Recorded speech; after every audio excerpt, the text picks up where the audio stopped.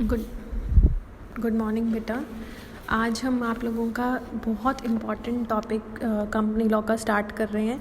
That is chapter 5 memorandum of association. Memorandum of association या article of association, इन दोनों chapter में से एक क्वेश्चन आता है। तो हम मेमोरेंडम ऑफ एसोसिएशन जो चैप्टर है हमारा, वो चैप्टर हम इन डिटेल और बहुत अच्छे से करेंगे। इसमें से क्वेश्चन आ जाता है आपका कि मेमोरेंडम ऑफ एसोसिएशन क्या होता है, इसके क्लॉजेस क्या होते हैं, या और अगर हमें कोई क्लॉज में चेंज करना है तो हम उन क्लॉजेस को कैसे ऑल्टर कर सकते हैं, कैसे उन क्लॉजेस में चेंज ला सकते हैं। ठीक है, तो आज हम स्टार्ट कर रहे हैं memorandum of association, in short जिसे हम MOA भी कहते हैं। क्या है memorandum of association? It is an important document.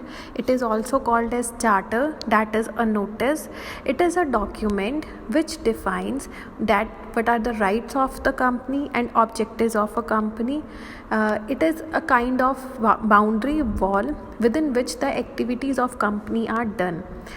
जो एक्टिविटीज़ इसमें मेंशन नहीं होंगी, the activities which are outside the memorandum of association are defined as ultra vires. देखो, मेमोरेंडम ऑफ एसोसिएशन क्या है? इंपॉर्टेंट डॉक्यूमेंट है, मैंडेटरी डॉक्यूमेंट है, that every company needs to maintain it. Okay, it is called as charter, kind of a notice in which everything is mentioned regarding the objectives of the company, the rights of the company. Then it is a kind of boundary wall, कि ये आपका limitation है, आप यही इसी wall तक रह सकते हो, उसके बीच में जो एक्टिविटीज़ हैं आप उन्हीं एक्टिविटीज़ को कर सकते हो. अब if you go beyond that wall, then those activities would be called as ultra virus. मतलब वो एक्टिविटीज़ जो मेमोरेंडम ऑफ एसोसिएशन में मेंशन नहीं है, उन एक्टिविटीज़ को हम क्या कहेंगे? Ultra vires activities. Those activities are concerned as, are taken as illegal activities. मतलब उन एक्टिविटीज़ के लिए आप उनके ऊपर केस नहीं कर सकते, क्योंकि वो तो कंपनी ने अपने मेमोरेंडम ऑफ एसोसिएशन में डिफ़ाइन ही नहीं की हैं. Next is purpose and importance of memorandum of association.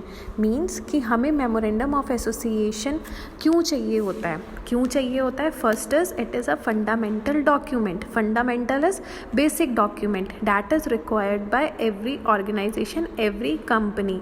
Second is it is an unalterable document. कैसा डॉक्यूमेंट है ये? अनऑल्टरेबल. मीन्स कि इस डॉक्यूमेंट के अंदर हम चेंज नहीं कर सकते. ये ऐसा डॉक्यूमेंट है जो बहुत इंपॉर्टेंट है, जिसको देखते हुए लोग कंपनी के अंदर पैसा इन्वेस्ट करते हैं, और इस डॉक्यूमेंट के अंदर कोई भी चेंज करना इज़ वेरी डिफ़िकल्ट. अगर आपको करना है then you have to take permission from central government. बहुत सारी लीगल फॉर्मेलिटीज़ होती हैं, then only you can change the memorandum of association. फिर वो कह रहा है कि it is an document, it is a kind of document that defines the limitation of company's activity. मतलब मैंने अपने मेमोरेंडम ऑफ एसोसिएशन के अंदर अगर लिख दिया कि मैं ये सेल्स करूँगा, इस रीजन में सेल करूँगा, इतनी क्वांटिटी, इतनी कैपिटल मेरे पास रहेगी, तो मुझे इन्हीं लिमिटेशंस पर काम करना पड़ेगा, मैं इसके बाहर नहीं जा सकती.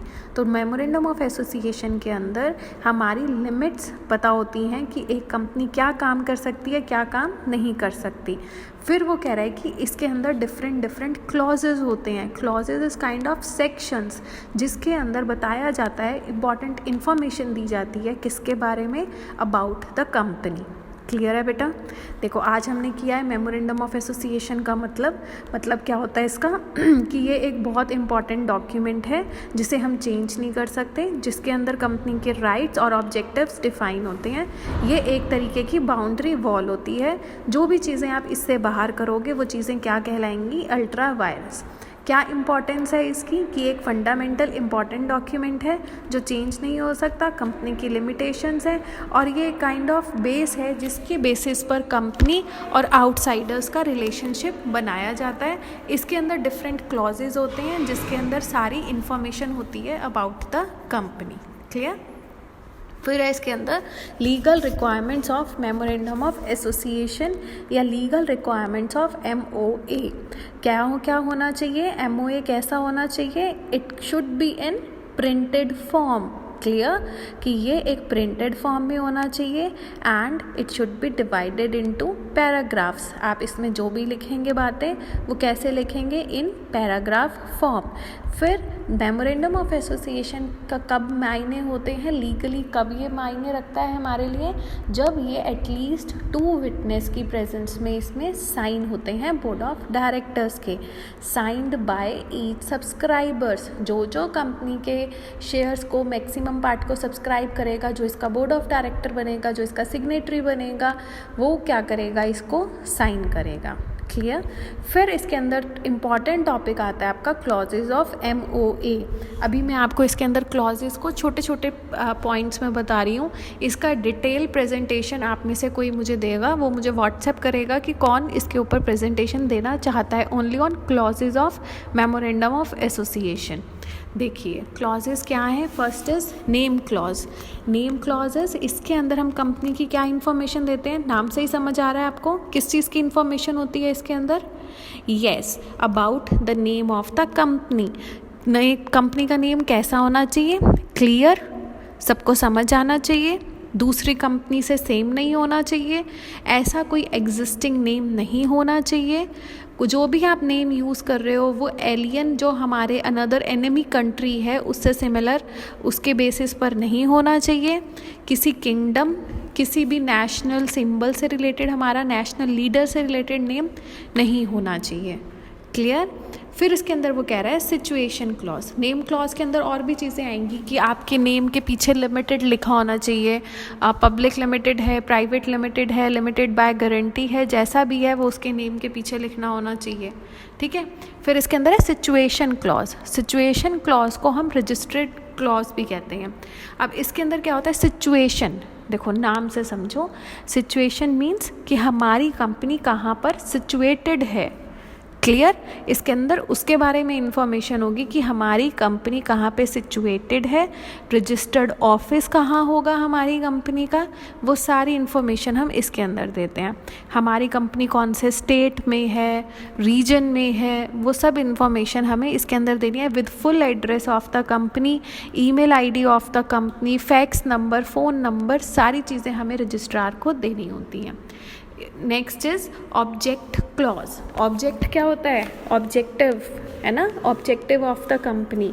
तो अब देखो नाम से पता चल रहा है कि इसके अंदर हमें क्या बताना है, बताओ जल्दी से।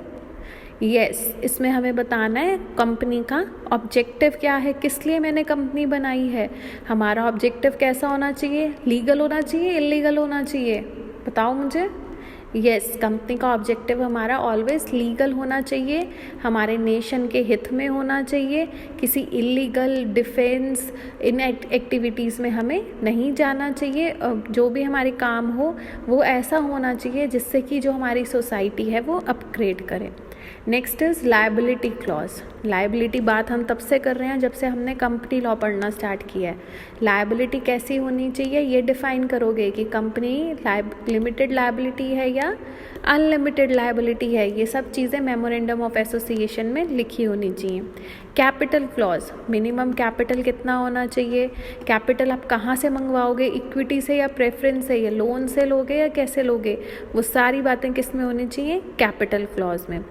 Next is subscription clause. Subscription clause आपका क्या होता है कि आपका जो कितने लोग हैं जो जिन्होंने आपके इसको सब्सक्राइब किया है आपके मेमोरेंडम ऑफ एसोसिएशन को, और फिर वो क्या करेंगे, उसके नीचे साइन करेंगे। डिक्लेरेशन होता है कि the above given information is true according to my knowledge. अगर इसमें कुछ भी गलत पाया जाता है तो solely I will be responsible.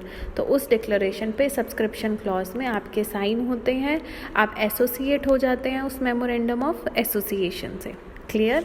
तो आज हमने सिर्फ, मैंने आपको मोटा मोटा बताया है ऊपर से कि नेम क्लॉज क्या होता है जिसमें कंपनी का नाम होता है, सब्सक्रिप्शन क्लॉज क्या होता है कि कंपनी सिचुएशन क्लॉज क्या होता है कि कंपनी कहाँ पर सिचुएटेड है, ऑब्जेक्ट क्लॉज क्या होता है कि कंपनी का ऑब्जेक्टिव क्या है, लायबिलिटी क्लॉज क्या होता है कि कंपनी की लायबिलिटी लिमिटेड है या अनलिमिटेड है, कैपिटल क्लॉज क्या होता है कि कंपनी प्रेफरेंस शेयर्स लेगी या इक्विटी शेयर्स लेगी, सब्सक्रिप्शन क्लॉज क्या होता है कि कंपनी यहाँ पर सब्सक्राइब करती है टू मेमोरेंडम ऑफ एसोसिएशन, और जो भी बातें उसमें कही गई हैं अब कंपनी उन सब बातों को मानेगी। क्लियर। आज के लिए इतना ही। अब मुझे बच्चों का नाम चाहिए, एक बच्चे का नाम जो इसके ऊपर इन डिटेल प्रेजेंटेशन प्रिपेयर करेगा। थैंक यू वेरी मच बेटा।